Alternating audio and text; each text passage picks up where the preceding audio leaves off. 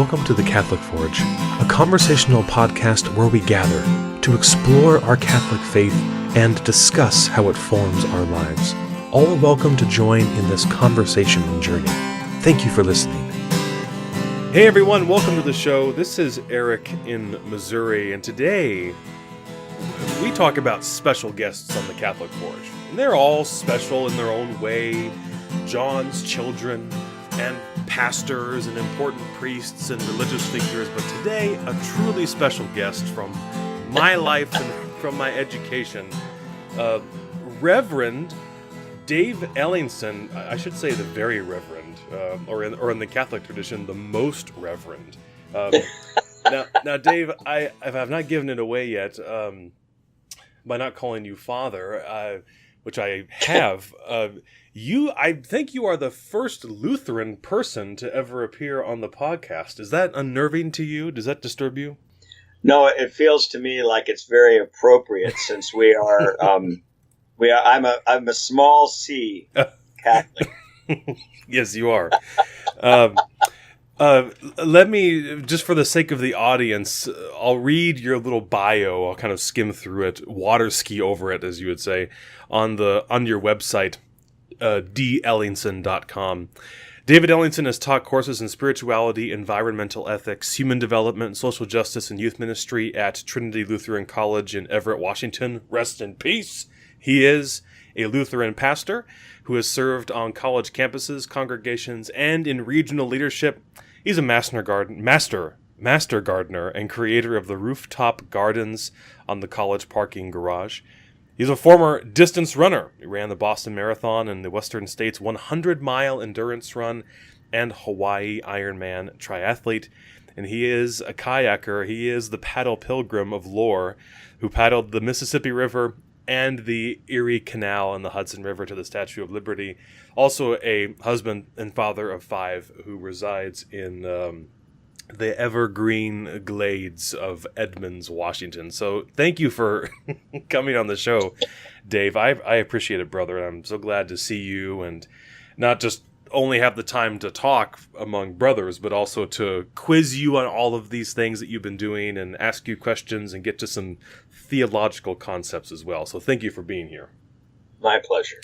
Whenever we have a guest, we always ask one so important question to begin the interviews, and that is, if you could have a superpower, which one would it be and why? Oh my goodness, what a great question. What pops into my mind first is time travel. Ooh. I would love to be able to both go back in time, since I love history, and would enjoy. I do this all the time mentally. I'll be going someplace and I'll imagine what this was like 100 or 200. Or I was listening to Bach the other day, and I wished I were in the church and he was in the organ loft, and I could look up and see J.S. Bach as well as hear him. So time travel, both going back, which I think I would enjoy, but I also would love to kind of go into the future and see where we are going. Those two things, that's the first thing that pops into my mind, time travel. Wow. I think you're the first person to submit that answer. Everyone just chooses the default flight, which is a fine answer, just very boring. But time travel, though, it seems like all the shows that are based on time travel are just so dangerous. But you've chosen a very pastoral method. You know, you're and I just listened to it. There's a fairly well known podcast called Catholic Answers, and they do silly, like, hypothetical question stuff every now and then. And one of the questions that was asked was, could you go back in time to stop a murder, and what if the murderer was you? What could you do this? And so it was just silly. It was fun. So you do attend the Catholic Forge today under the umbrella, as it were, under the paddle of Paddle Pilgrim. And I would say among many things in your life which are noteworthy, this is probably, I was going to say your third act. Not as if it's your last act. Just this is the third act of life. Yes, indeed. because the epilogue may be very long indeed and take you to 93 or 94 like your grandma. And so you initiated this, was it in 2014, 15 when you paddled the Mississippi? It was 2012. 12. I was close. Mm-hmm. Yeah. And when you did this, was there any concept of like a tattoo? You get one, then you have to do more, or were you thinking of a not a franchise, but of a series of pilgrimages on the water, or was this a one-off? What were you thinking? Well, to be perfectly honest, I had a sabbatical from my teaching, and the theme of my sabbatical was the environment and caring for creation. And it was kind of a combination of the Huck Finn boy adventure, having lived on the Mississippi as a boy. I had always imagined myself at one point heading down the river. So the boyhood adventure merged with the learning of a sabbatical and studying the environment along and in the Mississippi. And then, to my delight, and not surprise, but really joy, the pilgrimage element of it sort of became the deepest, literally and figuratively, experience. Sure. So it was wonderfully serendipitous and surprising and planned, but as much as one can plan, it's often the detours and the surprises that are the greatest learning. So I paddled down the Mississippi River and blogged literally to keep Monday as distinct from Friday, because when you're paddling 2,300 miles, you lose track of time. Time sort of just becomes rather confusing and blurred. And so when I finished, people said, "Are you going to write a book?" And I thought, well, I suppose I can. But then I copied out literally my blog pages and realized that I had almost a book created.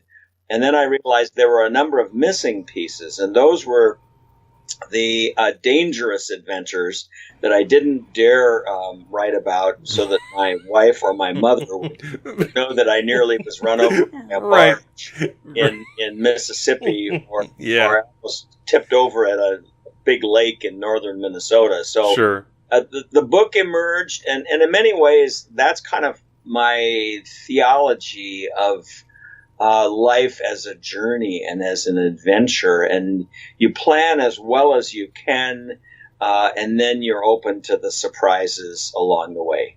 Well, you mentioned the book, and we will discuss this again at the end, but all of these books that we're talking about, including one that's just to come out, are available on Amazon. And I happen to have copies of both Pilgrim books, signed, in fact, both of them. And I hope that I can get the third one signed as well. They're very dear to me. And they, honest to God, I promise, they intentionally sit right between Tolkien and Lewis on my shelf over here. That's how important you are to me, and the writings are. So they always go on the same shelf as the other great adventures, and so thank you. I'm going to press you with a personal question, and that is: would you ever want these books to be narrated into audiobook form? And why would you ask anyone else but me to do this? What do you think? Well, this is really maybe fortuitous that we're having this conversation. I was sitting with a producer, a video producer friend of mine recently, and I asked him about audio books, because several people had asked me about that. Yeah. And he connected me with a producer here in Seattle. And so I learned a little bit about how to produce one's own studio, basically in your clothes closet, because your clothes absorb all of the excess sound. And yes, so I put it on the back burner, but that would be a fun experience, and maybe we can team up, because Sure. I think when one is on a journey, to be able to do it with pictures and words, but also to do it with sounds would be great fun. And let's imagine at some point how we might do that. It's interesting. The Norway adventure, which I just finished, actually will become a documentary. Oh wow! The scenery in Norway is so spectacular, and that journey was in large part to commune with my ancestors who came from those holy waters, and so I'm Sure. I'm writing the book, or almost finished the book, and that will give me the script, or at least script ideas, for a documentary I'm going to produce called Coming Home. Mm-hmm. And in a sense, my 3 books, the Mississippi, the Erie Canal, and are all preludes to retracing the journeys, the pilgrimages my Norwegian ancestors made to this country in the 1850s. And so there will be narration there, and there will be visuals, but let's kind of imagine what that might look like together, because I think it might be something people would listen to in their cars traveling down the road. Well, the evidence for the podcast is enough, for me anyway. I just finished listening to Ready Player One, which I don't expect you to know what that is, but I listened to it again while I was going about my tasks. And this is a book that I would love to have read the hard copy of, but that's not really conducive to my timetable. But to put my earbuds in and listen to it, and especially for as not as short, but just for the length of both of the Pilgrim books, I think they would be natural candidates for an audiobook form. So let's talk about that more later. What I do want to mention is, for as Lutheran as you claim to be, these books are very Catholic, I must say. Good. In fact, I would say, if you can, it's too late now, but if you had never said that you were Lutheran in these books, a reader might simply deduce you as a Catholic person, if nothing else, because of your deep devotion to the communion of saints in this text. I would say that I'm sure that someone's going to throw me under the bus for it. I would say that you pray to and ask for the prayers of your deceased family members more in these books than cradle Catholics do in their whole lives, Dave. That's a fact. You're calling on them, you're trusting in them, and most importantly, what really struck me even in rereading was your keen awareness that in heaven they continue to know you, love you, and care for you in their prayers. This is a distinctly Catholic devotion. And of course, it just tickles me to see you embracing that, especially in the context of the pilgrimage. Do you care to comment on that? Sure. That Sure. was, I think, that was one of those pilgrimage surprises and delights. As I was paddling down the Mississippi River, they say often with expedition kayakers that it's hours of tedium and boredom interrupted by moments of sheer terror. And as I headed down the river, right, bored out of my gourd at times, to be perfectly honest, sure, I would look up and I would see these amazing clouds, particularly through Iowa, Wisconsin, and Minnesota, where my people settled. Sure. And I was reminded of the passage in Hebrews, therefore, since we are surrounded by so great a cloud of witnesses, let us run the race that is set before us. And the rest of that wonderful passage. Absolutely. Yeah, and I kept thinking, cloud of witnesses. That means those who are alive, those who have gone before. And I thought, and we confess each Sunday in the communion of saints, right? Yeah. And the cloud of witnesses and the communion of saints. And as a prayer practice, this was something I had not done before my Mississippi River journey. Each morning, about mid-morning, I'd usually been paddling for 3 or 4 hours. And when I was awake, I would pray out loud. And that was another learning along the way. I'm easily distracted. So when I try to pray in my mind, all the animals appear and I go chasing after all of them. Right. But praying out loud, I would pray and see the clouds, and I would identify, this is my family cloud. And these are my students at the college cloud. And these are my friends cloud. And here's the U.S. government cloud. I mean, I would literally identify these clouds. Sure. And I would speak out loud and have conversations. And then there were individuals like professors of mine. Another reason that I'm probably as Catholic as I am, one of my great mentors was Henry Nouwen. When I was in seminary, he was one of my teachers, became a friend, and taught me a lot. And so from time to time, I would say, Henry, I am sick and tired of this Mississippi River. and he and I would have a wonderful conversation. So that kind of spirituality of, the mystics say there's a thin veil, right? Yeah. And I have become more and more as I go on my life journey, a mystic. Mm-hmm. But I'm an active contemplative. So another of my mentors is the great Franciscan Richard Rohr. Mm-hmm. And I read his daily meditations. And so I'm very blessed to have sunk my roots into the soil of my Catholic heritage, and hopefully some good things are sprouting. I hope so. You're always welcome, certainly. We can discuss that later, too. There's one thing you mentioned. Well, of course, you referenced the boredom and the kind of the suffering of the mind. And I was rereading this again, and I just, if you don't mind, I know it seems silly perhaps to read your own words to you, but for the listeners, and this is also just a little excerpt, a free excerpt at Father Dave's permission here, but this is from page 80 of the first book, Redemptive Suffering, and I'll try to go through it quickly. Travel journals often focus on highlights, positive events, even mountaintop experiences. This river journey, like life, has had its share of pain. In the early days near the headwaters in northern Minnesota, as I paddled in cold, driving rain, I was often tempted to pack it in.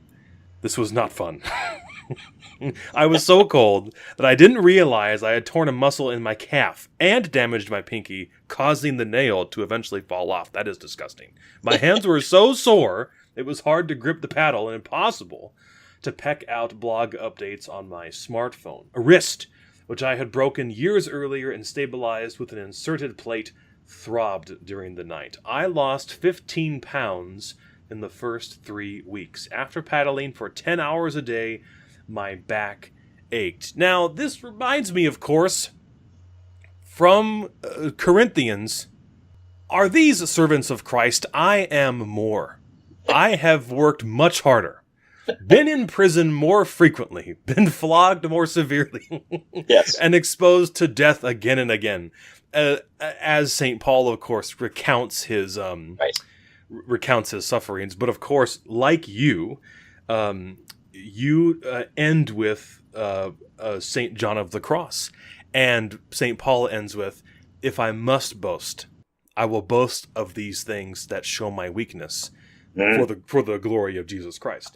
And so I think that I don't think I know that I appreciate your transparency in telling these stories, that it's not, like you said, it's not a journal of just the best parts. It's, here are all these moments when I was afraid and alone and felt far from God and all of that. And so again, just to encourage our listeners, if you're into nature at all or not, or if you, like me, cannot stop watching these documentaries on Netflix about endurance athletes, who can resist? These books are for you. Dave, have you seen Losing Sight of Shore on Netflix? Have you watched that? I have not. You would love this. In fact, I'll write it down. Write it down. Losing Sight of Shore. This documentary recounts the feats of the Coxless crew, a team of 4 women who row from San Francisco to Australia. The first, only by power, woman power, not manpower, woman power. They row from San Francisco to Australia, and they do make stops in the way. Something that reminded me of that and of you was not long after they had left San Francisco, they had serious technical troubles in their boat, like on your Mississippi voyage, where you were basically out of dock, and then you sprung a leak. So check that out; you'll really enjoy that. It's actually to myself, and I will definitely. I'm always intrigued by stories of people pushed to the limits, and equally important, what are those resources that we have, both internal and external, to get us through those difficult times. And I'm not a Pollyanna at all, and on my journey in life, and I think all of us, when we're honest, we have those dark nights of the soul, we have those painful things, we have those things that just kind of take us to the edge, and hopefully our faith, I think of Jesus' third way, which is not coercive power and violence. It's redemptive suffering. Yeah. I mean, that's, for me, the heart of the paradoxical good news of Jesus, is that redemptive suffering, I mean, we know we're going to suffer. The question is, can that suffering be redemptive? And that's what we confess, and that's hopefully what we live. Yeah, hopefully. That is the journey to actually make that mindful connection. Yeah. Well, the only real topic that I had for you is one of the isms, and we've discussed this on the show in a couple different ways before, but we do hear, and this certainly is a reflection and a reaction definitely to the content in your books, that to be in nature is to have communion with God.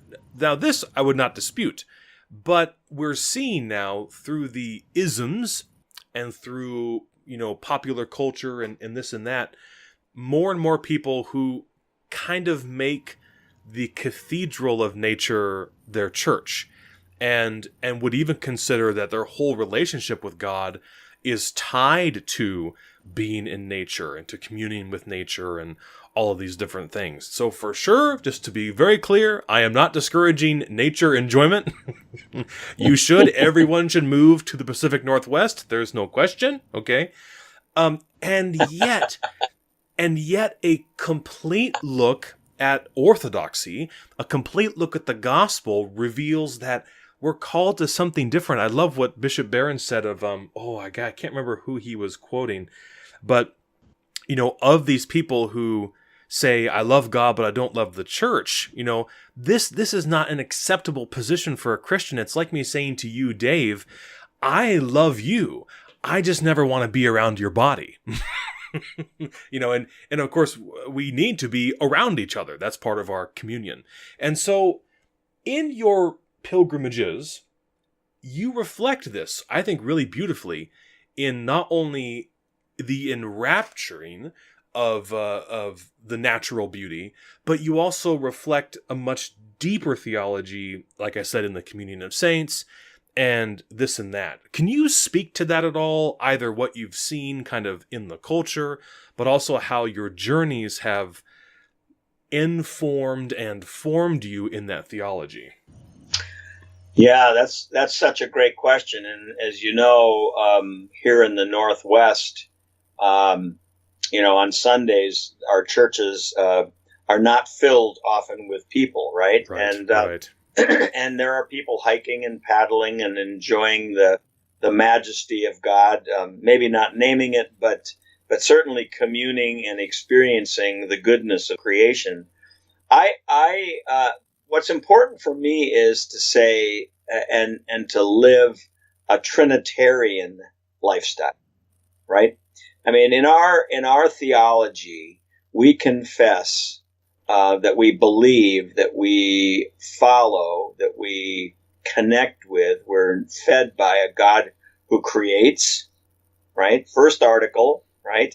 Who redeems, the Son, Jesus, right? There's a creator, there's a redeemer, and there's this Spirit, which gets named all sorts of things, from the Comforter to the Counselor, the Spirit of Truth. I mean, if one looks at the Bible, we are a Trinitarian people, or we confess to be. But very frankly, one of my teachers once said that the heresy that he was bothered by, interestingly, is that we're Unitarians of the second person.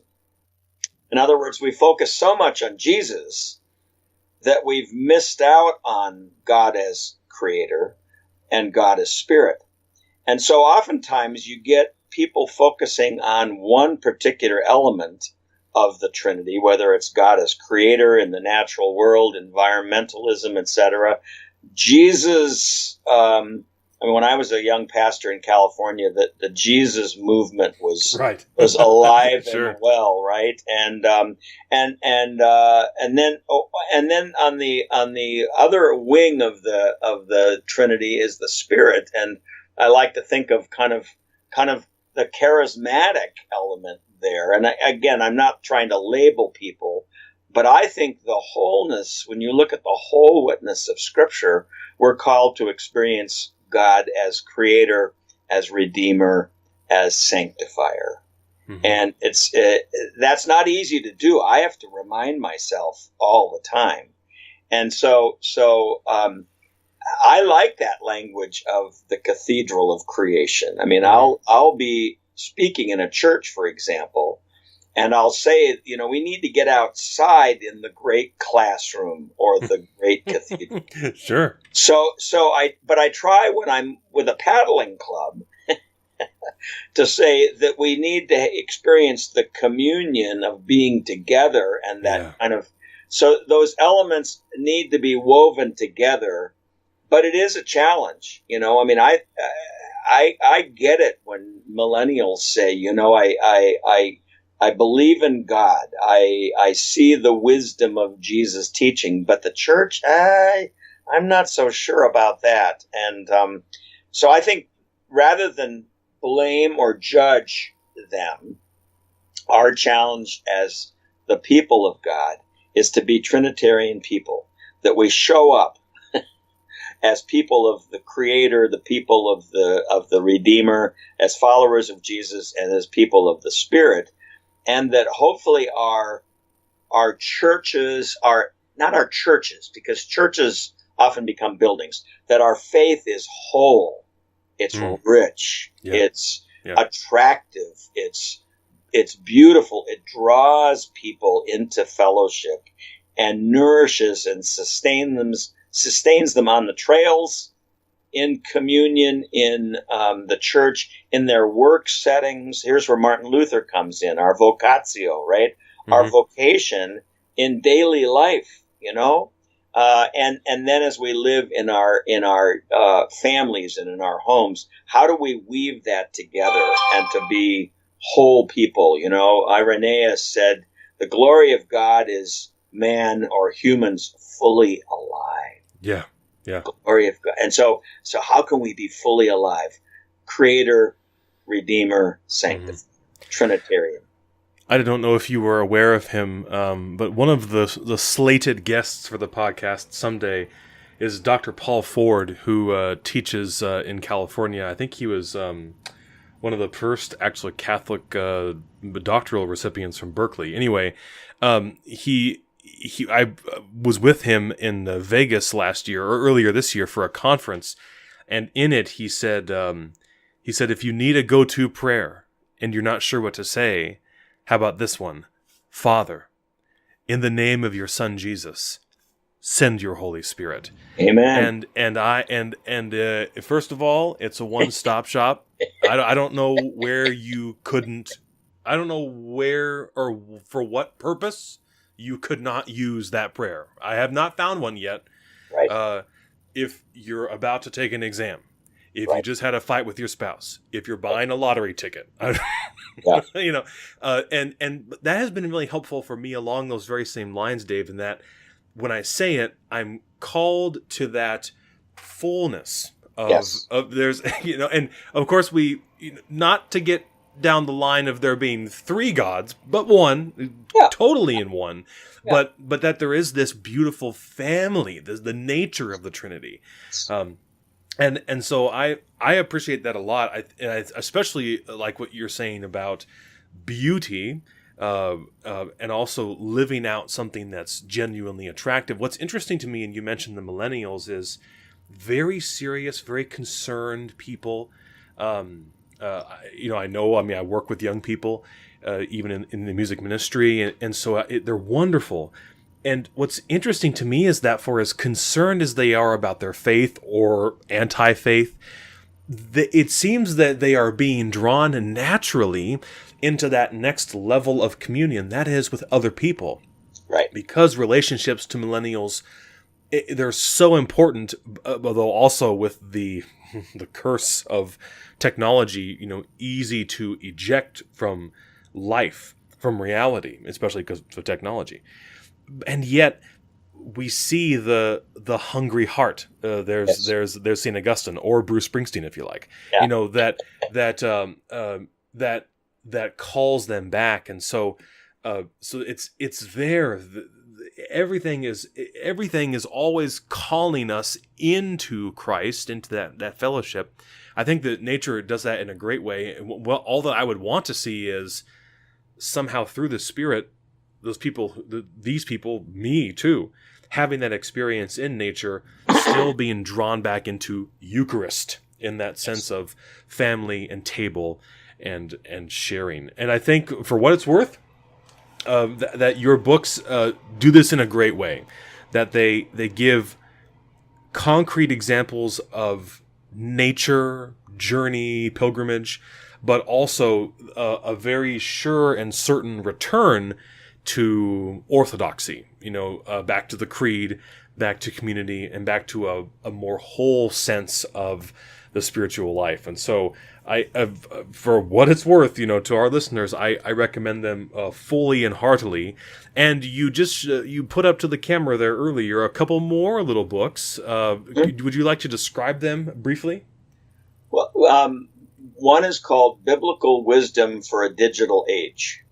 And it's a book where in the digital age, we think of these short phrases, and people think, I don't understand the Bible. I don't know the Bible. Well, but in reality, people know a lot of phrases that are biblical. Oh, yeah. Right? Sure. Where your treasure is, there your heart will be also. So I ponder, reflect, and create short learning activities for those phrases. So that little book, Biblical Wisdom for a Digital Age, is available on Amazon. And I've just published another book, which is kind of in the same genre of phrases. It's called Say What?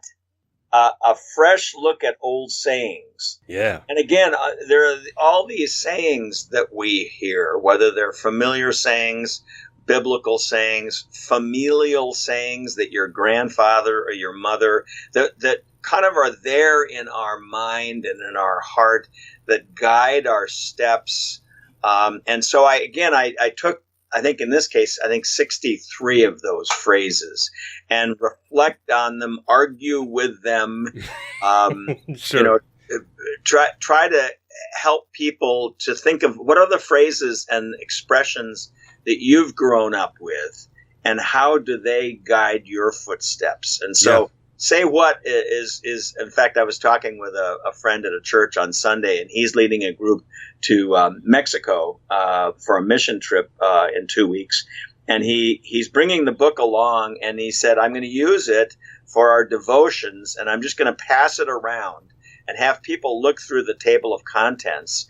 And if there's a phrase that kind of jumps out to them, they can read it and reflect on it. Or if there's a phrase from their own life journey, they can reflect on it and use that as their meditation or their devotion. So those two books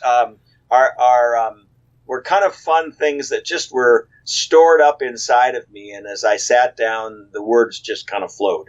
Sure. And of course, Paddle Pilgrim Part 3 is, you said a couple weeks maybe, or it'll be available? By mid-October. Paddle Pilgrim, kayaking the fjords of Norway. Wonderful. I paddled for a month on my ancestral fjords in Norway, and took pictures, wrote reflections, and like in the other books, there's sort of a travelogue, day-to-day, interior landscapes and reflections, and then what did I learn on the journey. So that book will be out soon.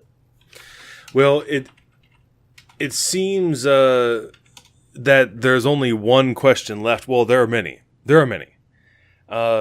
What river is it going to be next? And why would it be anything other than the Nile or the Yangtze? I don't know. But do you think that you would try again or do another pilgrimage? Each of these journeys, when I completed them, people would ask that question. Of course. And very honestly, I did not know what the next journey was. And right now, I don't know what the next journey is.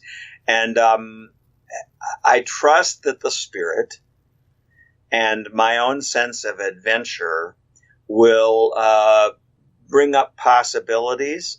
Maybe it's a paddling adventure. Maybe it's a walking adventure. Maybe I'll do the Camino. I was just going to say that. Absolutely. If you do, please tell me. I would absolutely go with you. Hey. I would love to. I would lose the weight. I would commit, and we would get it done. Of course, I have to put a bid in for the Nile, treacherous as it is and dangerous. With the crocodiles. If you're going to have, well, you already have the copperhead snakes. They're basically the exact same. It's the same thing. Yeah. The same level of danger. But I mean, if you're going to have a pilgrimage to the native land, Yes. But I don't know its viability, but certainly you're aware that now we live in Independence, Missouri, which is the official start point of the Lewis and Clark expedition.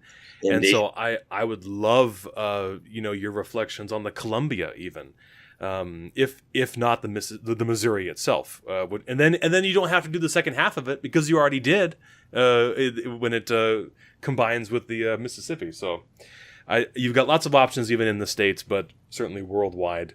That's wonderful. Well, we'll include the links to all of this on the YouTube version, and then we'll make sure that they're posted where we can on our different media outlets so people can access your content.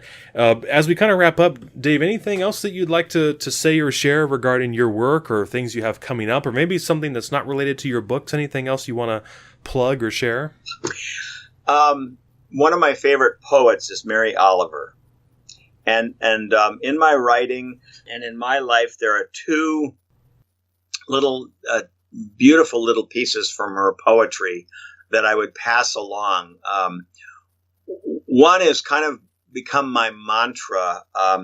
In one of her poems, she says, "Instructions for living, : pay attention, be astonished, and then tell about it." Isn't that great? Yeah. And kind of my mantra, my prayer, my theology, is pay attention, be astonished, and tell about it. Yeah. That for me, whatever I'm doing, whether it's paddling down the Mississippi or playing with my grandson, pay attention, be astonished, tell about it. Mm-hmm. And then one other that I often end my presentations at churches or paddle clubs or Rotary clubs. Mary Oliver asks this question, and I would pose it for your listeners, because not many of them will probably do adventures like I've done, but they are on a journey. They are on an adventure, and life is a journey, whether you're in the early stages, the middle stages, or in the third chapter or the third act, right? Mary Oliver asks this question: what then do you plan to do with your one wild and precious life? Isn't that a great question? Yeah. Yeah. So as your listeners are thinking about their journeys, carry that question in your heart. What then do you plan to do with your one wild and precious life? Mm-hmm.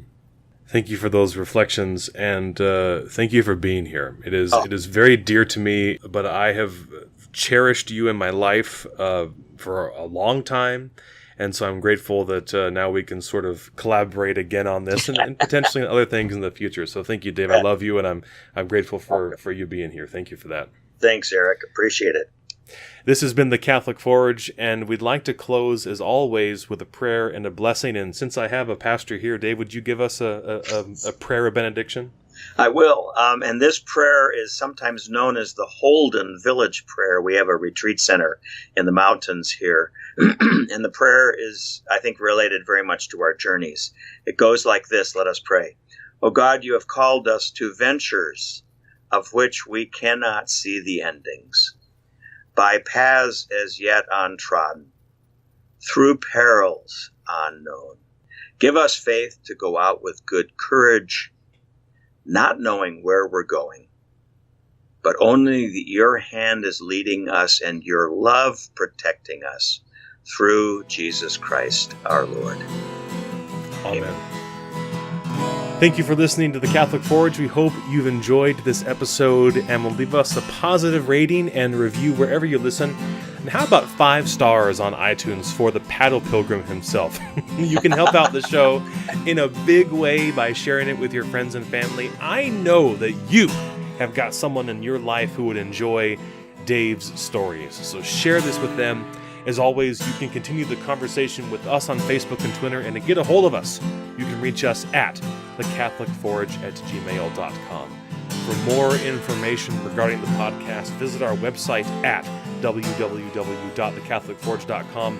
We especially thank our lovely wives for their support of this project, and we thank you very much for listening.